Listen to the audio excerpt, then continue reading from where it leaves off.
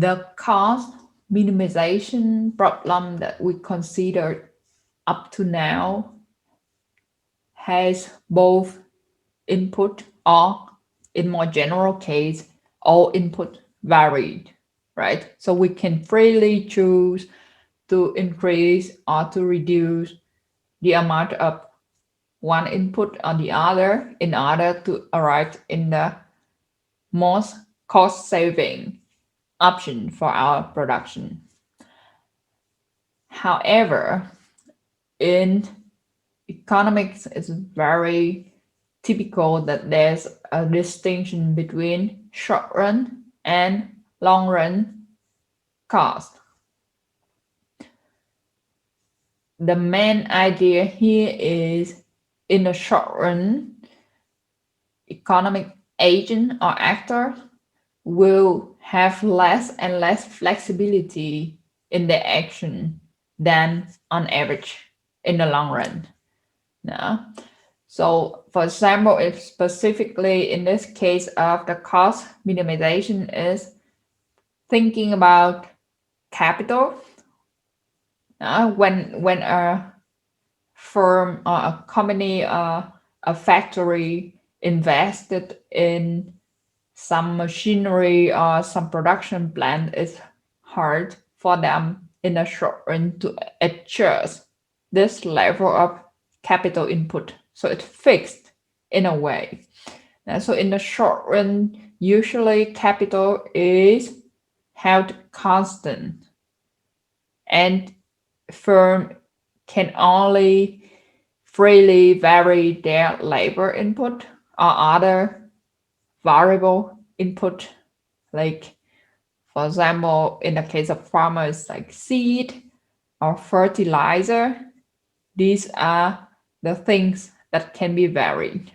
Or if I sell some food, that is the ingredients that I buy in order to process the food. These are the variable input. And the kitchen, the rent, the pot, those are capital input, which is fixed. Okay. And because of that, the production function becomes Q equals to F K1L, with K1 now denotes a fixed, a constant capital level.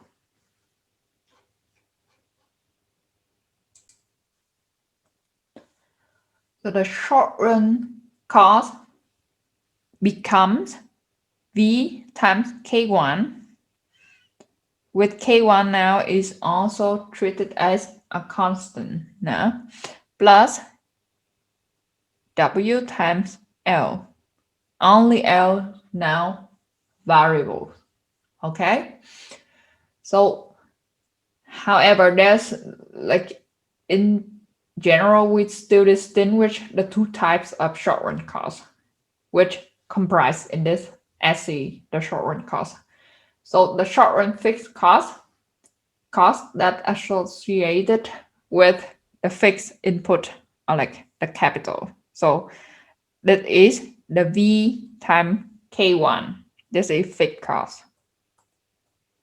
FC. And the short run variable cost, a cost that associated with variable input.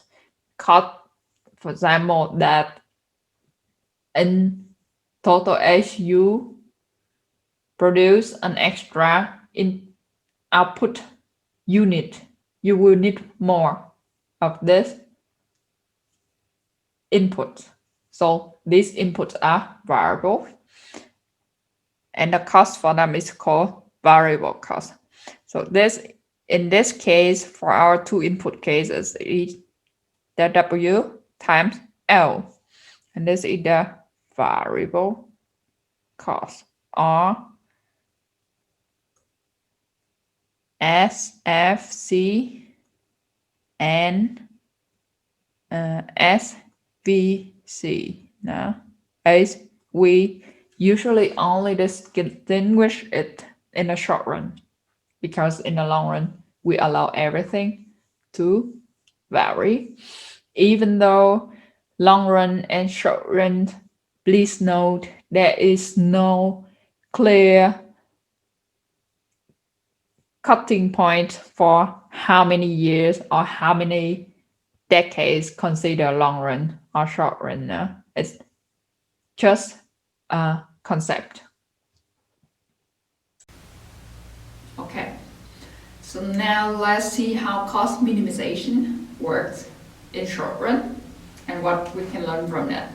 Now here we take again the example of the Cobb-Douglas production function, which is Q equal A times K to the power alpha L to the power beta. However, in short run, like we said, we let K fixed in a certain level, here K1 as a constant, cannot change in the short run. And because of that, the production function becomes A times K1 to the power alpha and L to the power beta. So in short run, we cannot adjust K. Our cost minimization becomes a minimization problem with only respect to L. So we can only choose a level of labor input in order to minimize the short run cost. We're subject to the constraint.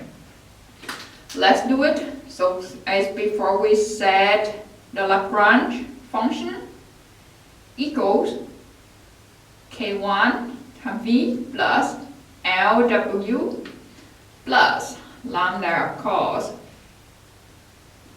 Q0 minus A K1 to the power alpha L to the power beta. Right? First order condition. Because now we only have two variables, L and lambda, we have two first order conditions. The first one is the derivative of L with respect to L labor, so Lagrange labor. Don't get confused. Equal W minus lambda beta times A times K1 alpha times L to the power of beta minus 1, right? Equals 0. This is the first equation. The second equation is the derivative of Lagrange with respect to lambda equals the constraint Q0 minus A K1 alpha L beta equals 0. This is the second order condition. Now let's take a second to look at this second equation. Q0 is fixed, A constant, K1 constant, only one unknown is L. So here we could already solve for L. From to directly. We have Q0 equal, just put everything else to the other side, A, K1 alpha, L beta. Now, and then cross multiply A and K1 alpha to the left hand side also, so that we only have L in the other, on the other hand. So that is Q0 times A to the power of minus 1 and K1 to the power of minus alpha equal L to the power beta, right? And what else here? What else we remember before, when we have an exponent and we want to get rid of it, we raise both sides by the inverse of that exponent, right? So that is L equals Q0 to the power of 1 over beta times A to the power of minus 1 over beta times K1 to the power of minus alpha over beta, right? And this is the optimum solution for L in the short run, but just to distinguish it with the LC before, like I said, we cannot confuse them because that doesn't hold now in the short run. I put an index 1 over here. Okay, so from this we have the short run cost function. We have SC equal K1B constant plus L1 start times W, right? That is, sorry, K1B plus L1 start Q0 1 over B, A minus 1 over B,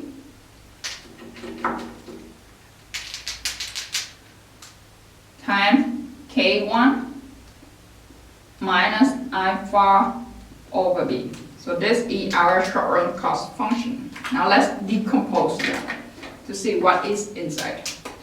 So the first term, the K1V, doesn't relate or doesn't have any Q0 attached with it. So Q0, let's say it's a function of Q0.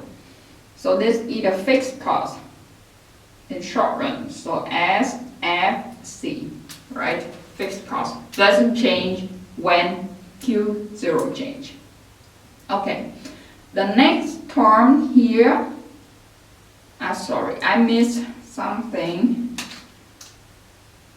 times W, right?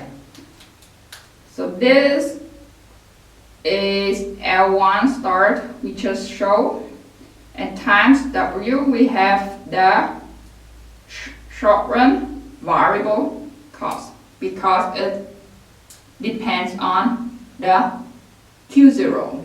So when your production output increases, this short run variable cost will also increases because of the cost for the variable input. Now note, however, that K1 enters this short run cost function in two places. It's the fixed cost, obviously, however, it also enters the short run variable cost.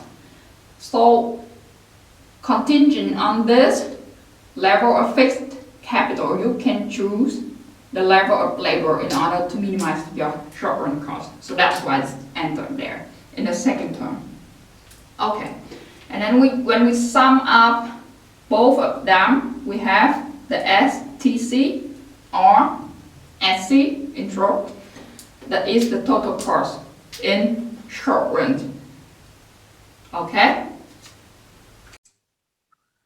One important thing to stress about short run cost is because in short run K is fixed. So you have a fixed level of capital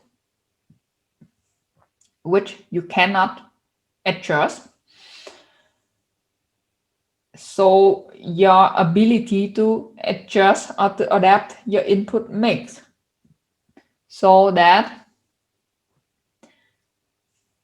the RTS or the marginal rate of technical substitution equal the input price. That ability doesn't exist in the short run. What does that mean then? It means you not always at the cost minimizing point with any level of output given your fixed capital. Let's say it here. For example, when you produce Q0, now if your K1 is, if your K is fixed at K1 and you have L1 labor, what happens? You can see already that this point is not the tangent point. So it's not the cost minimizing input mix, right? Because, for example, I could have a tangent point like this here. Not so precise, but go easy on that now. So here, maybe I will have to reduce capital a bit and increase labor a bit to get to the tangent or the cost minimizing point. Now, and similar for Q2. And here only if I produce at Q1, I produce Q1 unit of output, then the cost is minimized when K is fixed as K1. Now, and one important implication of this is the contingent input demand, the LC that you derive from cost minimization cannot be used here. Why? Again, because cost minimization that we did earlier was when we allow both L and K to vary to arrive in the most optimum combination. That means that was for long run analysis. Now,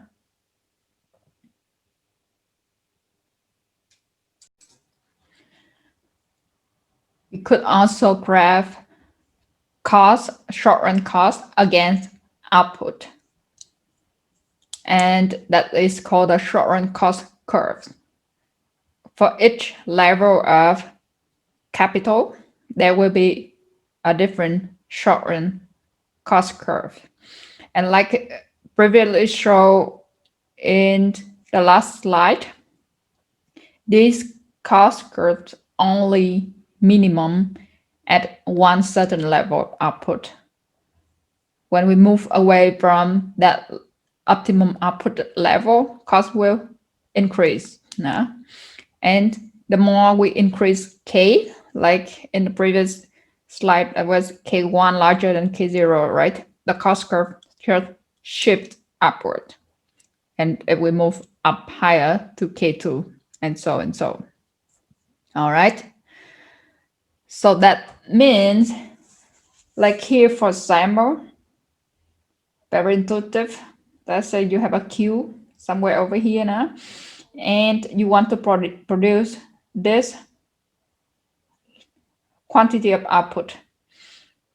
If you use K0, you end up on this cost function, the SC K0. But if you have K1, your capital is fixed at K1, of course, your cost is higher, and so for K2.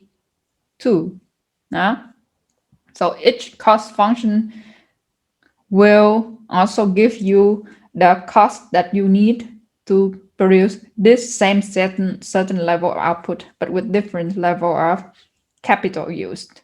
Okay.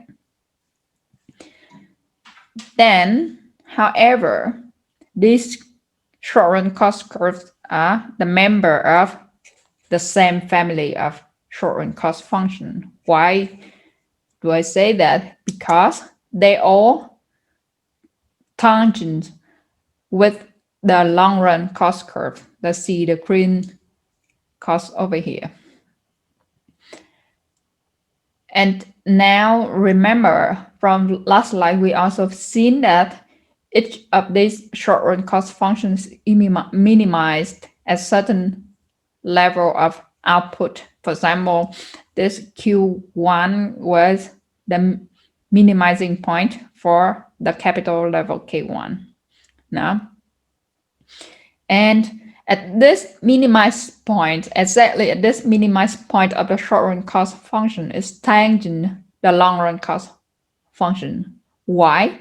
Because by construction, like I stressed in the beginning, the long-run the cost function that we derived from cost minimization problem, they calculate the minimum cost for each given level of input use, of price and output quantity already. So they always the minimum cost achievable at certain level of output. So for that reason, if the short run cost is minimized, it must also be minimized if that's where the level of capital used in the long run. And actually, this is the idea behind what is called envelope theorem that I explained to you earlier, because the definition of envelope is a curve or a surface that tangents with all the other curves in the same family. And this is the case here for the long run cost as the envelope of all the short run costs. So one implication of this is we could actually derive the long run cost curve by finding the minimum point of each short run cost curve. And then we connect all these 2 points, we will get the long run cost.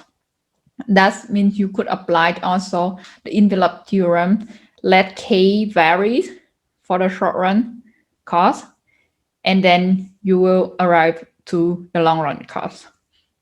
All right. If you have seen the slide or have looked at it before you watch this video, you may know already that on slide 22, the next slide, you have some crazy graphs over there. So I thought I would just prepare you a little bit before going to that graph. Would be easier to understand now. And then we should talk about the relationship between the marginal and the average cost curve. So AC and MC. When we graph it on the same graph, what happens? What we can see about it. So this in general for proper marginal and average cost, they should start at the same point as somewhere very close to zero output. No?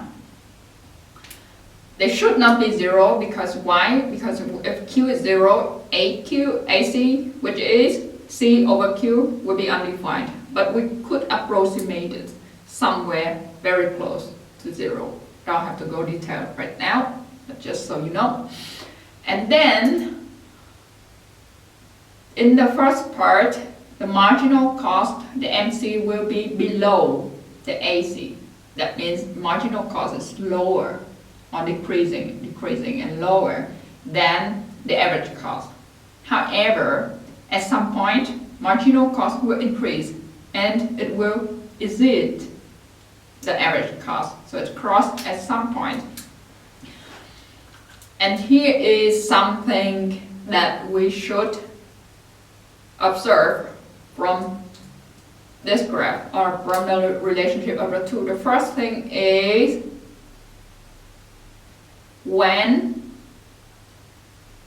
MC smaller than AC, then AC is decreasing. I first tell you and then we see why it is the case. So the second thing is when MC is larger than AC, this part, MC is larger than AC, no? This part here, then AC is increasing. And when MC is smaller than AC, we have AC decreasing. So that's where AC is increasing. And finally, when AC is minimum.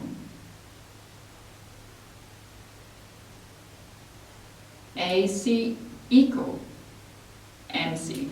So this point, actually here where they cross is where AC mean equals MC, right? Okay, so the easiest way to explain that probably is to go back to the definition of the cost, the marginal and the average cost. So you have AC by definition. Here's the cost curve with respect to output. So let's say Q equals CQ divided by Q. Now, and MC is the derivative of C with respect to Q. Keep that in mind, we need that later. Alright, so explain the first part. When MC is smaller than AC, the first part where the white curve is below the orange curve, AC is decreasing. Why is it the case mathematically? Here let's calculate the slope of the AC, the average cost, because we're talking about decreasing or increasing. So let's talk about slope. Let's do it here. So the slope of AC, what is the slope again? It's nothing else than the derivative of AC with respect to Q, right? And here, AC is C divided by Q, and both function of Q. So this is a quotient that requires quotient rule.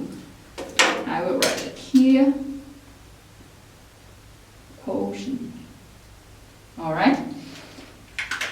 How to do that then? So the quotient rule said the derivative will be the derivative of the numerator. So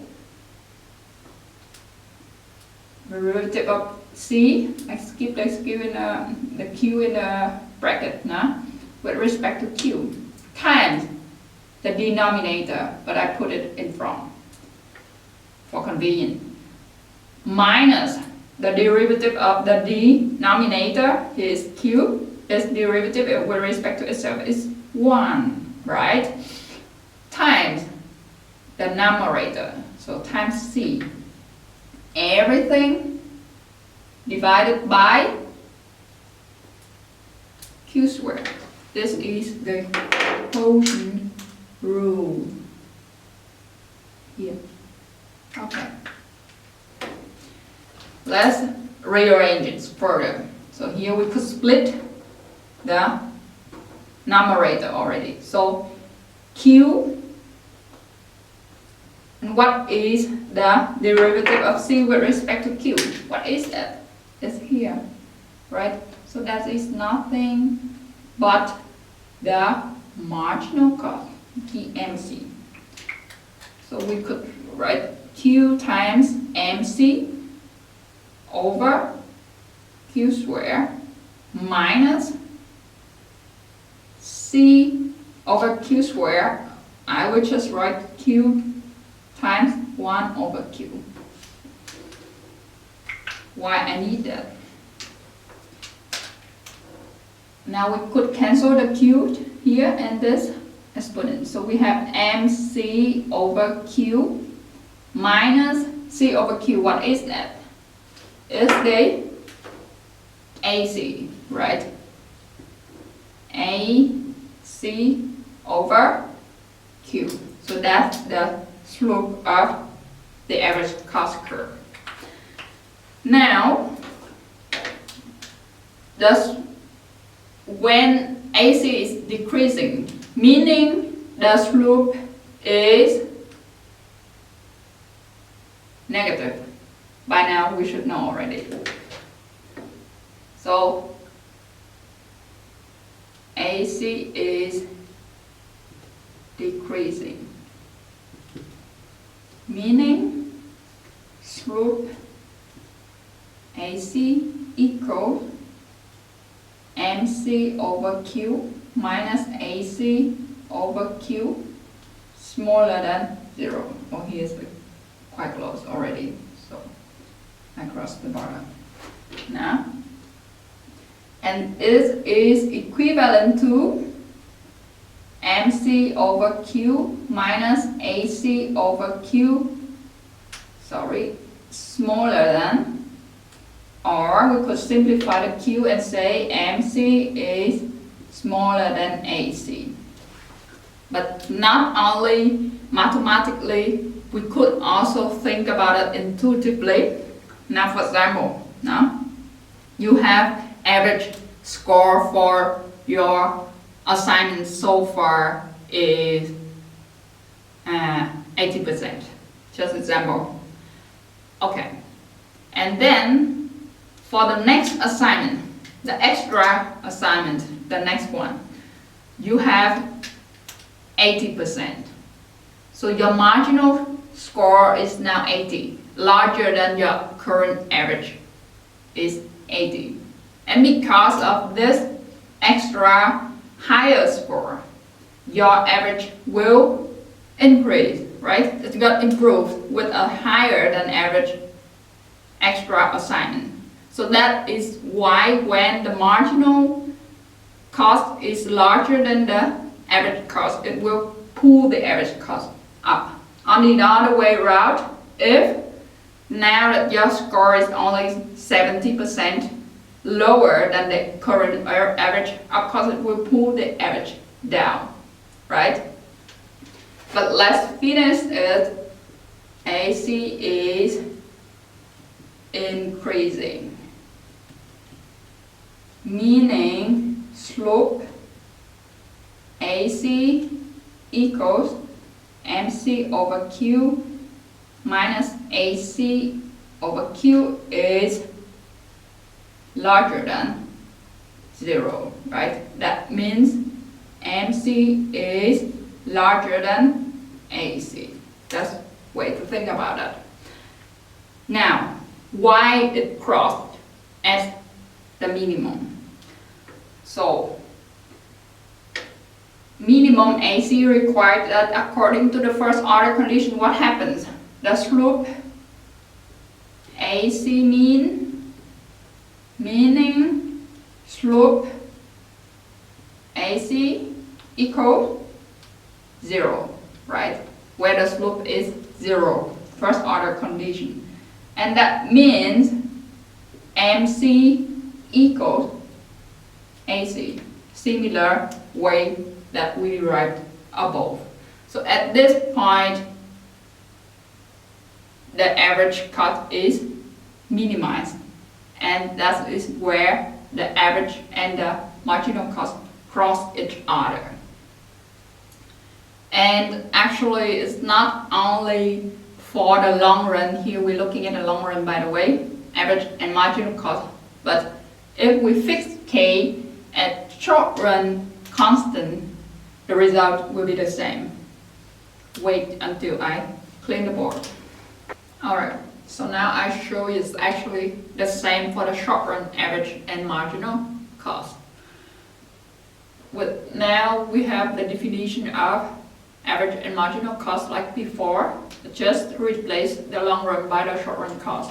And this is the short run cost function that we have from minimizing the short run cost. Okay, so let's first calculate the short run average and marginal cost using this short run cost function. So we have SAC equal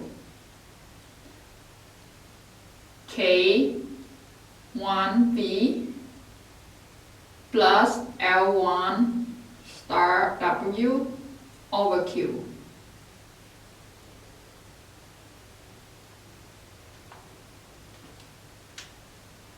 Equals K1V over Q plus L1 start W over Q. Doesn't work well. No. And then we have SMC equals the derivative of the short-run cost. So the derivative of K1V plus L1 start W with respect to Q. And we could already arrive in something shorter over here. So derivative of K1V with respect to Q, because they constant, so it's 0, skip the next thing. The next thing is we have L as a function of Q, right? So that means, but W is constant. So we could write it in ahead. L1 start with respect to Q. So that is the short-run marginal cost, okay? And then we need the slope of the short-run average cost again in order to set it equal to 0 to find the minimum. So the slope of SAC is nothing but its derivative with respect to Q, right?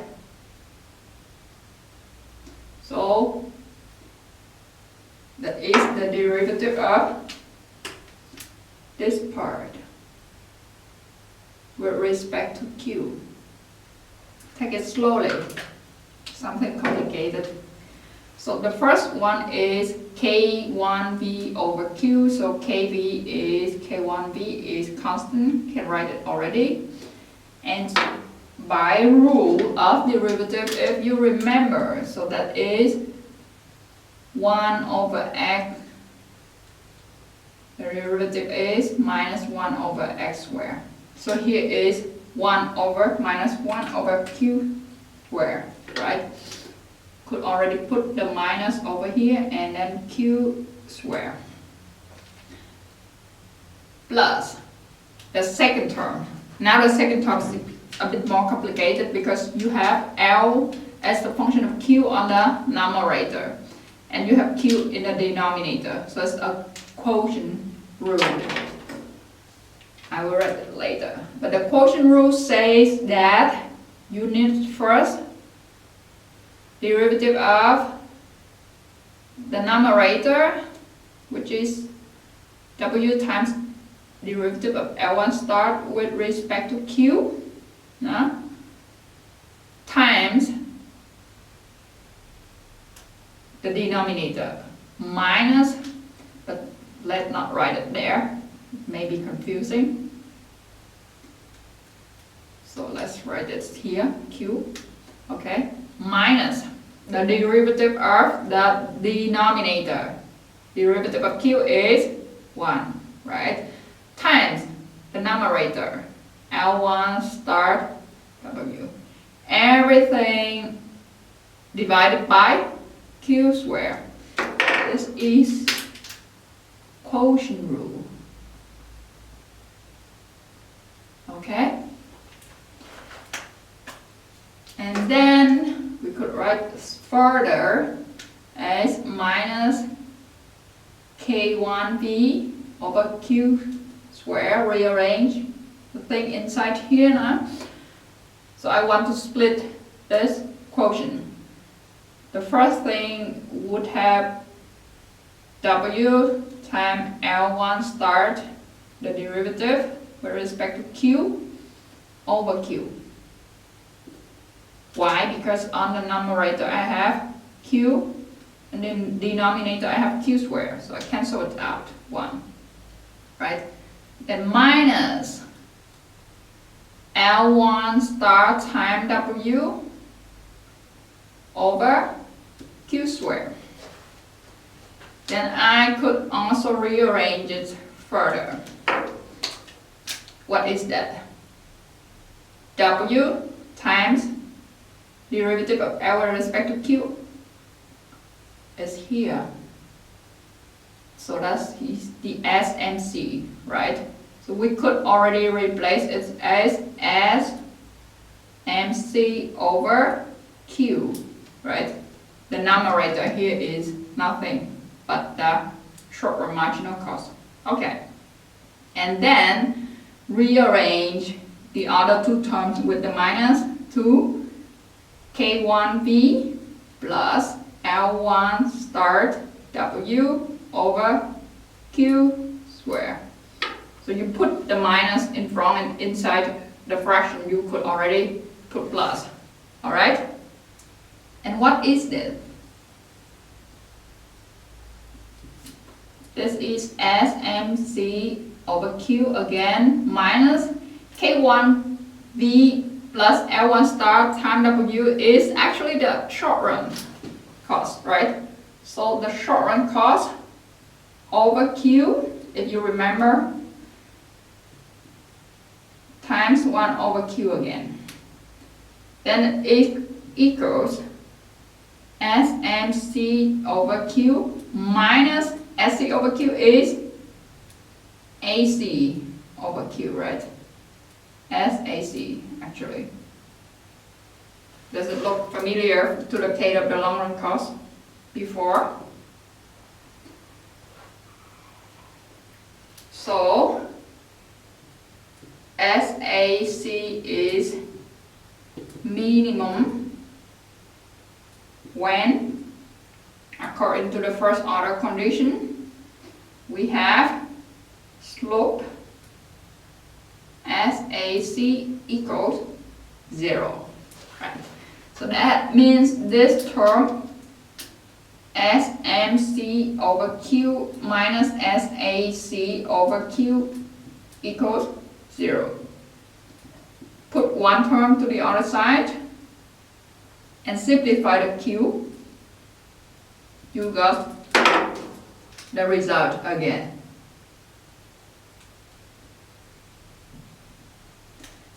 So doesn't matter long run or short run cost, when the average cost is minimum, it must cross the marginal cost curve, or the two costs equal at this point.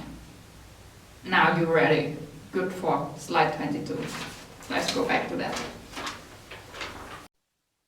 Okay, now let's look at the unit cost, the average and marginal cost in the short run.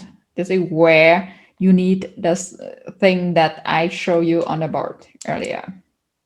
So now you know that, okay, at the minimum point of the short run average cost, it will cross the short run marginal cost curve. And this is not only for any level of K, but for every level. So for every fixed level of capital, your short run marginal cost curve will cross the short run average cost curve at its minimum point. And now, what happens if the long run average cost also minimum at level Q1, where the short run average cost is also minimized? Obviously, they will tangent each other, like the case of total cost in the slide before, right? And I have shown you also that the marginal cost function, the long run one, will also cross this point. So at the end, if this is the point where our average cost, the long run average cost, is minimized, if this is the output level, then we would have the MC curve cross the AC curves at this point. Now, clear? The second thing, the short run AC is tangent to the AC, just like the short run total cost tangents the total cost in the same approach, same direction of thinking. And finally, the SMC intersects the SAC also at this point. We talk about that. So at the point where AC is minimized, we have AC equals MC equals SAC for that level of capital, and also equals SMC. Okay.